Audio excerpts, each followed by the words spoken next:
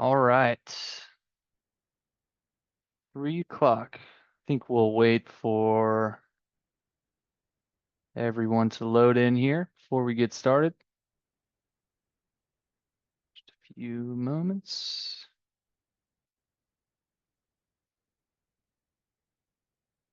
One.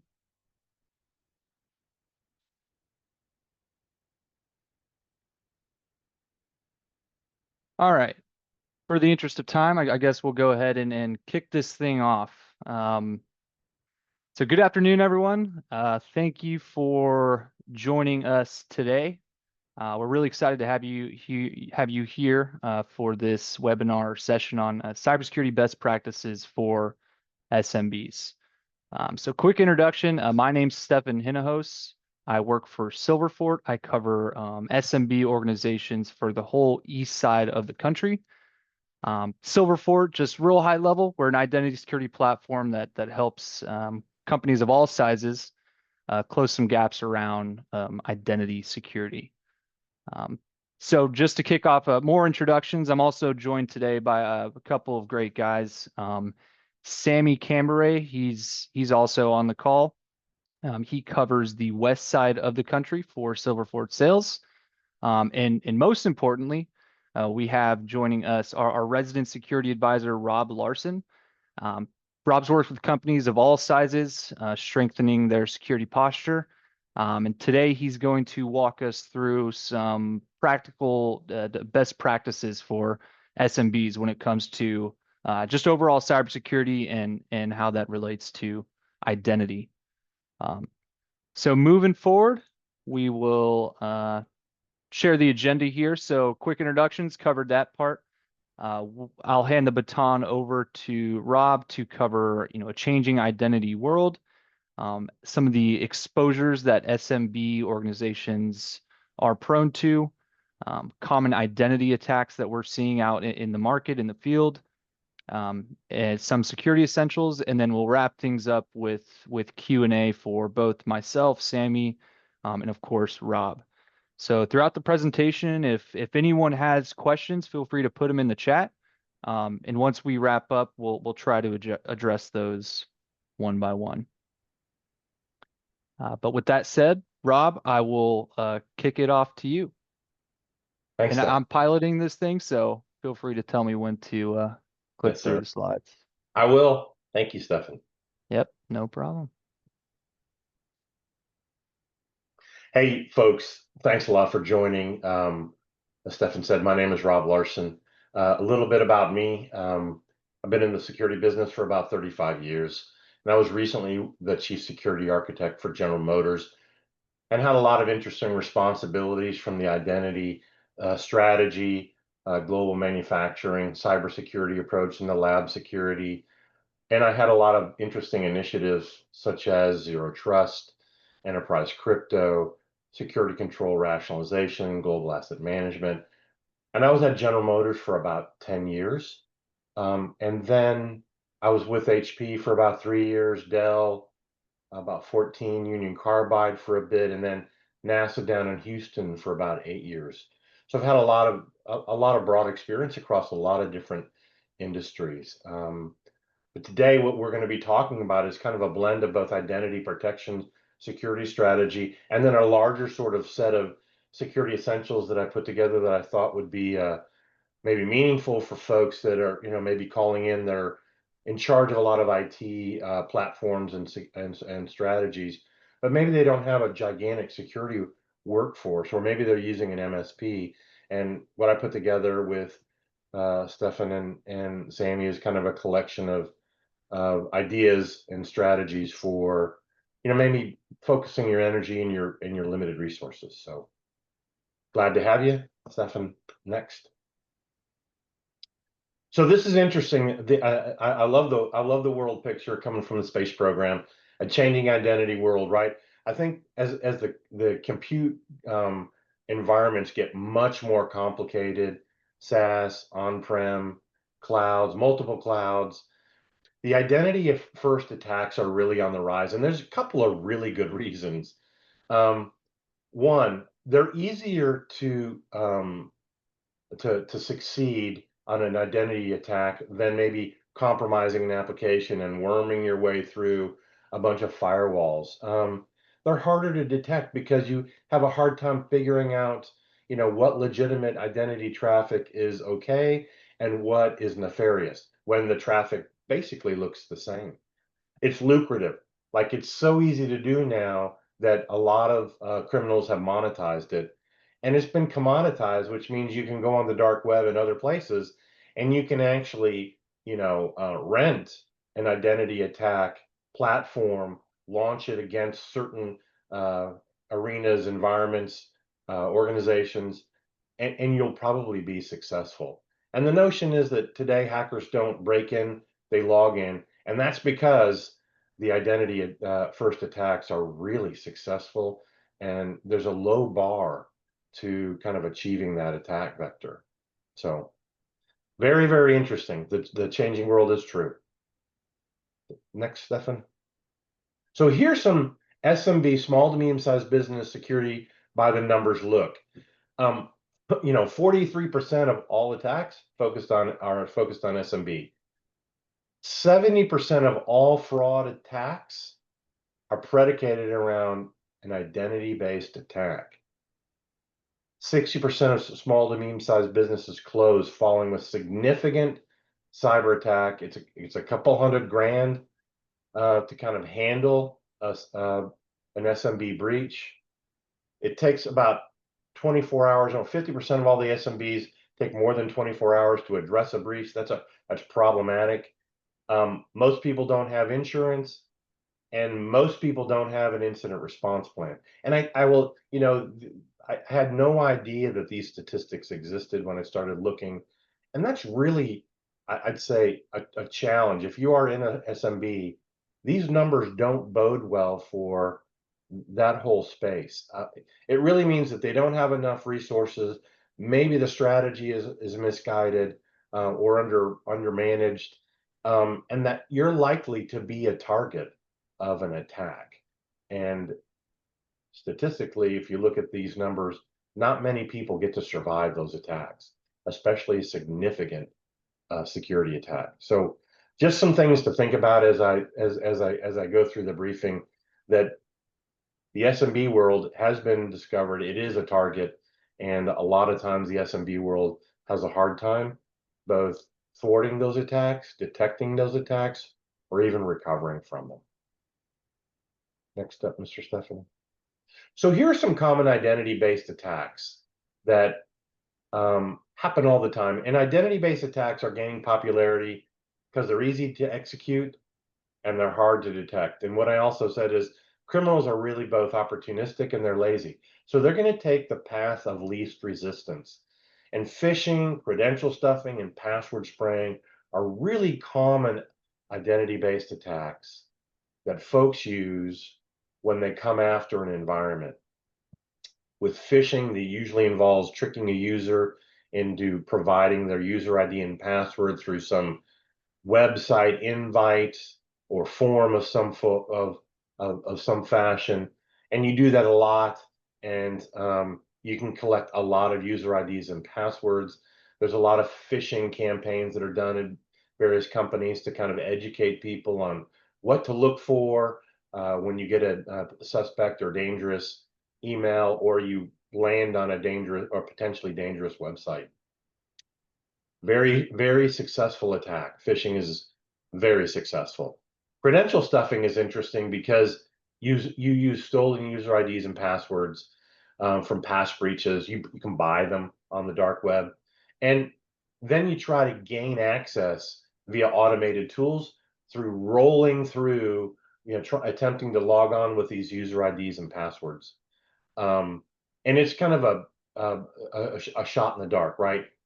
But many people use their passwords, the same passwords, and sometimes the same user IDs in multiple websites all around, whether it's paying for Amazon, or whether it's paying for a utility bill, or paying for airline tickets. A lot of people might use the same password, but with a different user ID.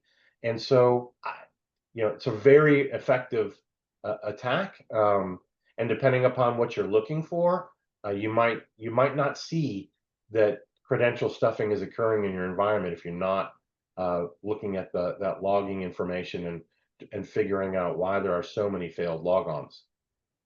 A lot of people just look at successful logons and they never see how many failed logon attempts occurred before that first successful attempt was executed. And then password spraying, we're trying a small number of very common user IDs and passwords like um, summer1234, and you match it with a bunch of user IDs, maybe from different companies that are kind of prone and prevalent on using some of those simple passwords, and then figuring out, you know, you know, where those different accounts are successful. And the goal generally is to get inside your environment and what they call moving laterally, which is once you're inside the corporate network, you begin to kind of fan out and move and discover various aspects of that environment. And then where you can find essence of privilege left behind from a privileged user. You take that leftover hash, you roll it through something like Mimikatz, you can produce a privileged password, and then you escalate your privilege with really a goal most of the time to get into Active Directory as a privileged user. And then you have the keys to the kingdom. You do own that environment. And because prevalently, most people use Active Directory as their directory services. And I tied some common controls down below, like MFA, uh, privilege management strategies, service and process account discovery and protection, detecting overly privileged accounts. Those are things that you kind of want to utilize, and controls and capabilities that are very helpful when you're faced with examples of these three kind of successful attacks. And again, I'm going to blend the identity problems, which is really a big issue for everybody, with the next slide, which is kind of a set of security strategies that I hope will help the IT folks that are also responsible for security. So, Stefan, we can go to the next slide if you'd like. And so I built this slide and got a lot of help from my teammates about what are some security essentials that if I were kind of walking in y'all's shoes and I had to do some things, what would I want? What was that list of gotta do stuff, right? The essentials. And I kind of split it into the people, process, and technology. So people and process. I think engage and educate your business leadership. Like I think that's fundamental. If they don't really understand the security environment that you guys are operating in, I would start explaining sort of the situation as best that you can. Utilizing free information from .gov and other places that will share information to help you build kind of the picture that you want to portray to your leadership. Where you can blend security messaging with other business content so that you can fold some information. So instead of doing a special security notice, because maybe that's a big hassle and it doesn't go well with your community and your culture, blend a secure messaging with another business or IT messaging strategy. Merge security incident response with the IT resilience plans that you've got, even if they're rudimentary or they're just on the back of a cocktail napkin. Bring that security incident response expectation and merge it with that IT world, because whether it's an IT issue or a security issue, most likely it's the same people. So you might as well sort of pull them together and kind of build out a basic incident response plan, even if it's just a phone tree that allows you to call and message people that you might have a problem and it might be more than just an IT problem. Conduct basic tabletop exercises about what happens if somebody calls and says that their device has been stolen or that they think their password has been compromised. Like, what do you do? Who does get called and who has the responsibility of changing or scrambling a password? Where you can, develop an inventory management strategy, again, even if it's an Excel spreadsheet of things that are in your environment, whether it's critical assets like servers, or maybe even desktops, um, critical applications, those applications that really make your business run and hum, sensitive data, maybe even network connections. If you're involved with a lot of different other entities as part of your business process, you may want to know what VPN connection you have between you and other entities, and you might want to write it down. And for sure, because of the statistics that I walk through, I would maybe reach out to this and look for cyber insurance options to provide a little bit of a financial protection and cushion in case you run across a very or you experience a very, very, very tough security event, and maybe you are going to need a little bit of financial help and backing to get back on your feet. So, on the people process side, most of this you can kind of fold into something else, create something that maybe even though it's a little manual, um, might be helpful in terms of finding who owns what database and who owns what account. And then on the kind of the spinning security technology wheel, um, I start at the top at noon, high noon, and that's inventory and patch aggressively. Always be looking for the next devices, connections, apps, and data and identities, and making sure that everybody that you're tracking those things so that you know who owns what identity inside AD. So you know what servers connect, why that server is connected, and its business purpose. And couple with that, patch aggressively. I think that's the one thing that I would say is critical to the success of any organization, whether it is IT or security, is that you have to patch aggressively and track those things that aren't able to be patched. Track the exceptions. Now, here's the thing about the identity conversation we had earlier in the presentation.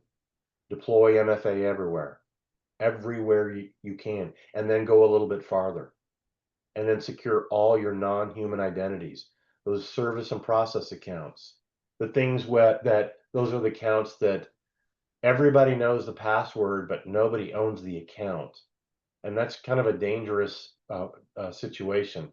So deploy MFA everywhere, and then secure your NHIs. You can't use them MFA with an NHI, but you can do things like figure out who the owner is, and you can do things like take interactivity off, and you can do things like ring fence it, depending upon the technology you use.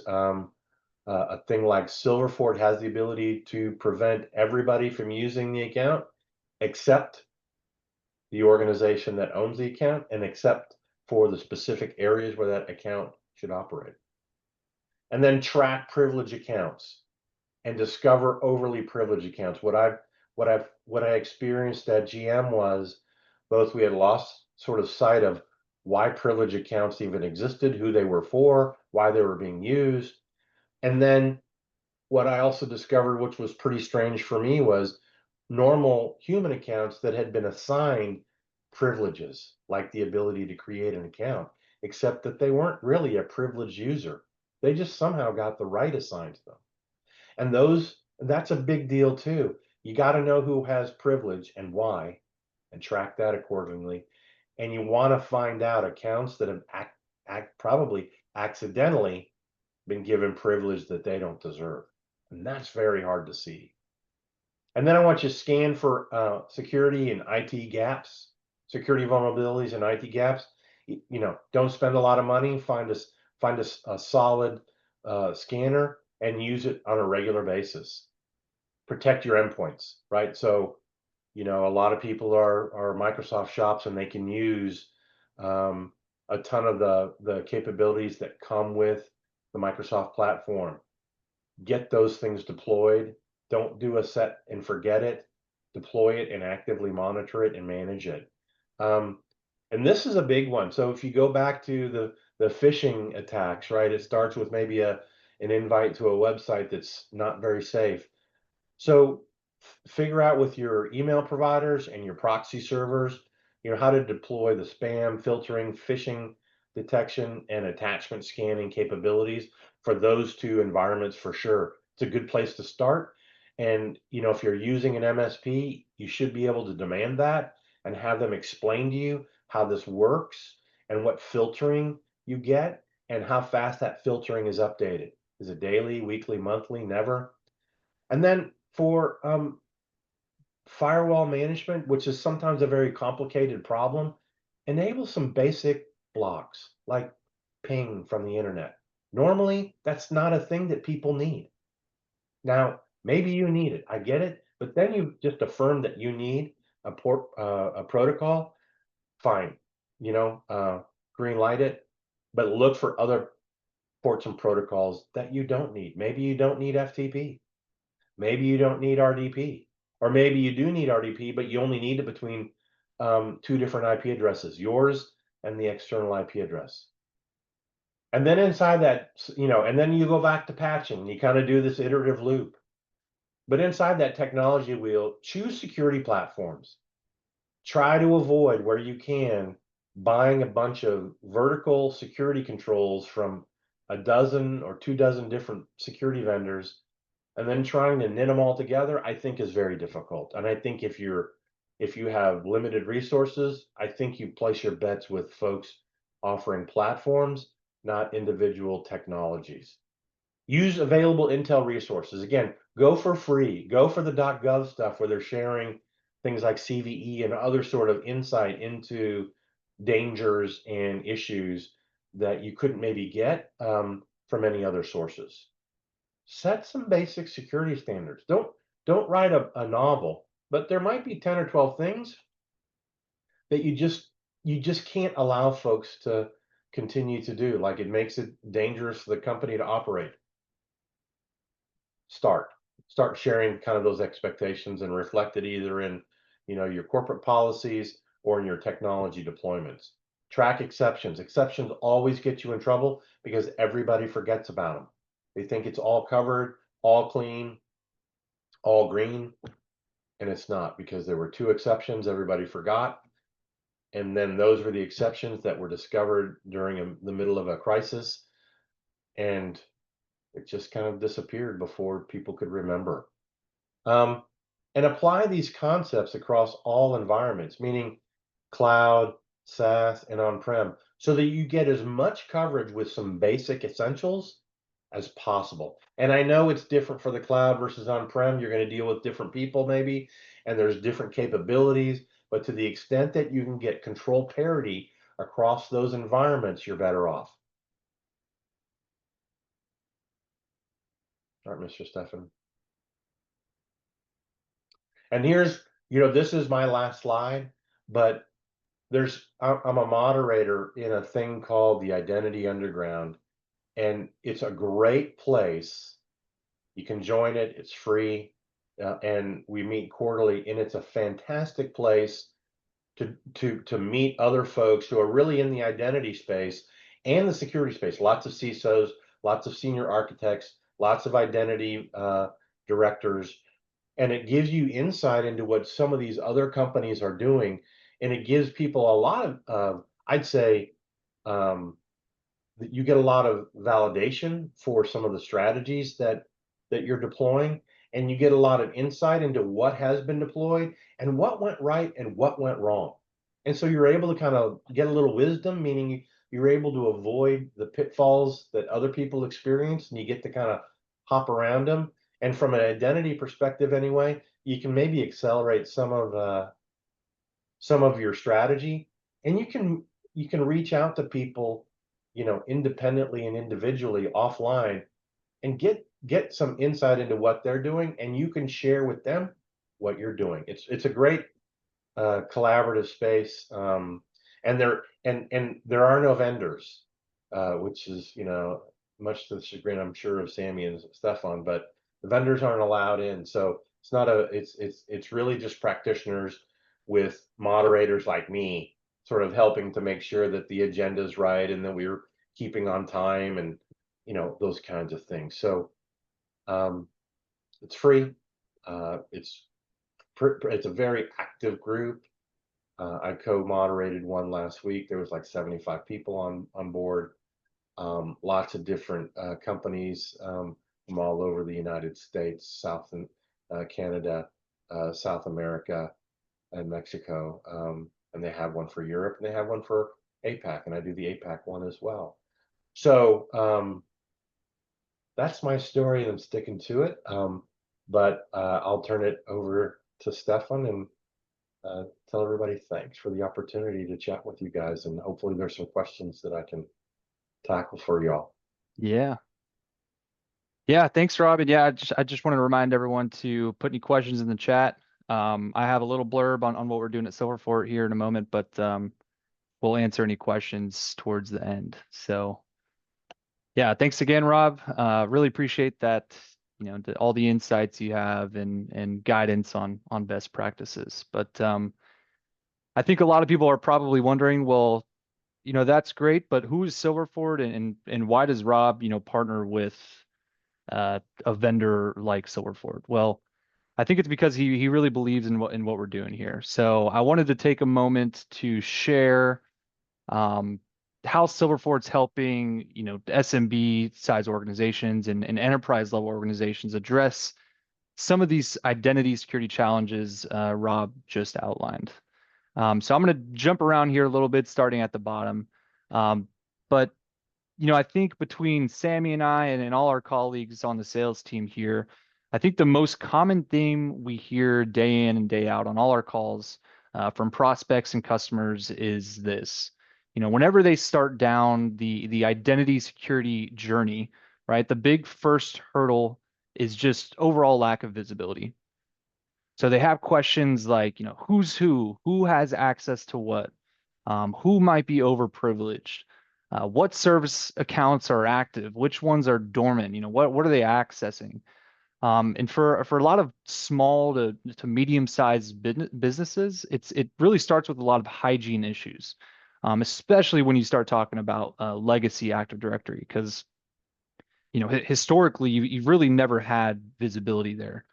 So how do you know what to protect? So that's the first thing that Silverfort's going to solve for you all. Because of where we sit architecturally, we're going to automatically discover and analyze every single identity that passes through AD, both human and non-human. So not only do we give you a clear inventory of all those user accounts and non-human identities, we're also going to highlight the risks. So think of identity security posture management, right? So who's a shadow admin or a user with elevated privileges when they maybe shouldn't have those privileges? Where are all your domain admins? What accounts are dormant? Who might be overprivileged? So based on that analysis, we're going to give you clear insight on who you want to protect. So we're not in the business of just visibility, right? We're in the business of enforcing active protection. So that's how we take it a step further. So again, based on that analysis, we're going to help you extend protections. So that leads me to this MFA box over here on the left. So for human identities, we're going to give you the ability to take MFA places it's never gone before. So think about any legacy tool like your command line tools, PowerShell, PSExec, RDP, legacy applications, things like file shares, your IT infrastructure. Basically think of any resource that authenticates against Active Directory that's never been able to accept a modern MFA. We can use your existing investment into multi-factor and just extend that same user experience to all these systems. So very important, like Rob mentioned earlier. Moving on to the non-human identities, so things like service accounts and other machine-to-machine authentications that historically have been hard to protect. This is where Silverfort is very unique. So again, because of where we sit in the environment, we're going to see every single authentication, including these non-human identities. So what that gives us the ability to do is automatically discover and analyze them. So we can give you that complete inventory, which accounts are active, which ones are dormant, and we map exactly what they're doing. So what they're accessing, all the sources, destinations, protocols, And we can build that baseline behavior over 30, 60, 120 days, which gives us the ability to lock those accounts into a specific relationship. So for example, these service accounts, you only want it to come from these two sources. You only want it accessing these three destinations. Why not lock that relationship in?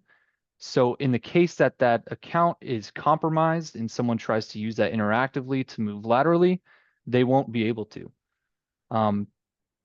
What this gives you is really a simpler, stronger alternative to service account protection without, the constant headache of password rotation or vaulting. So very unique to Silverfort. And then finally, moving on, the final blind spot that we help organizations address is around privilege access. So you'll see the word PAM in there. So, a lot of companies we talk to look at a privilege access management solution to manage some of these privilege accounts and rotate passwords. The challenge is not only, well, for SMBs, the fact that it's extremely expensive to purchase up front, not including the human capital it takes to manage over time. But it's just a lot of these accounts just can't be protected in that way. So the way we solve this is by enforcing how they're actually used. So similar to what we're doing with service accounts, we can limit these human privilege accounts to their intended purpose. So we can apply controls like just-in-time access and least privilege to make sure, guarantee they can't be misused. So really, in short or in long, I guess, Silverfort can help you kind of close those gaps around human identities, non-human identities, and address privilege access. Really the biggest areas that these attackers are most successful today. So just kind of a high level overview of what we're doing at Silverfort, how we're kind of managing some of these challenges that Rob discussed. And we make this, again, very easy for SMB size organizations with small teams. You guys wear a lot of hats. We understand you're being pulled in all different directions. The last thing you want to do is have 25 different tools just for identity security. So have everything behind one single pane of glass for not only visibility, but enforcing active protections. And that's kind of what we're bringing to the table here. So that wraps up my single slide. I think we'd want to spend the rest of the time answering any questions that were put in the chat, whether it's for Sammy or I, what we're hearing in the field, or of course for Rob around general cybersecurity best practices. But thank you all.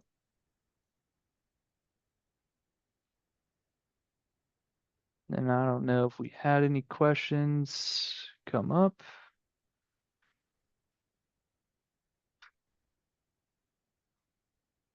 Rob, do you see any questions from anyone? I don't. I don't. Let's see. Let me pull up. I'm going to stop my share here and see if I can pull up any questions. Okay. Here's a couple. So the first one is, what do you recommend for smaller companies with tight budgets or those working with an MSP that manages identity and security tools? Yeah, that's a good one. I think I would go back to my little spinning security wheel and I would start with uh, patching and identity management. I just think that between those two efforts, you're spending your limited resources wisely. Patching is basically the nuts and bolts of life when you run technology. So it's really unavoidable, and you might as well do it well and aggressively with your MSPs if they're supporting you. If it's your own staff, figure out a way of aggressively and intelligently doing it so you don't bring the business down, but you are protecting the environment for either from an IT perspective or a security perspective. In terms of identity, because that is such a prevalent attack vector now, I'd be very aggressive with my MSP or my internal team in terms of finding a platform that allows me to leverage MFA, secure NHIs, first discover them, validate that they're necessary, and then secure them in terms of not via MFA, but in terms of that zero trust model that allows them to do everything that they need to do from a business perspective and nothing more. And then pivot towards privilege access management, because that's what attackers want to compromise. Once they get in your environment, like I was telling you, they want to find privilege essence left behind and decompose that hash and then escalate the privilege via AD. So on-prem or off-prem, it sort of doesn't matter. So I would do patching, I would do MFA, I would do NHI, and I would do privilege management. Um, all of those together, and then the overly privileged account. You're going to need visibility of that, because then once you secure the real privilege, like domain admin, you're wondering, how do these accounts keep showing up because you thought you had them secured, right? That the capability of account management was secured well, when in fact somebody got a right they didn't deserve. And so now you have to hunt through everything to find that needle in the needle stack. So that's where I would start. Perfect. No, yeah, that's perfect. And Rob, we have a couple other questions, but I think we're at time. Okay. So we'll go ahead and wrap things up, and follow up with a few of the folks over email. Um, Okay. but yeah, from our end, I just wanted to say thank you everyone for joining. Um, we love having Rob as a resource, of course, for us, but he's a resource for everyone. So if anyone wants to, set up a call with just Rob, we're Yep. happy to help coordinate that. If you want to talk to us about more about how we're kind of helping address some of these challenges, we can do that as well. But thanks everyone for the time. We'll follow up with anyone who we didn't get to answer the questions. But we hope everyone has a great rest of their week and weekend. Thanks, everybody. Thanks, Rob. Bye-bye. Take care.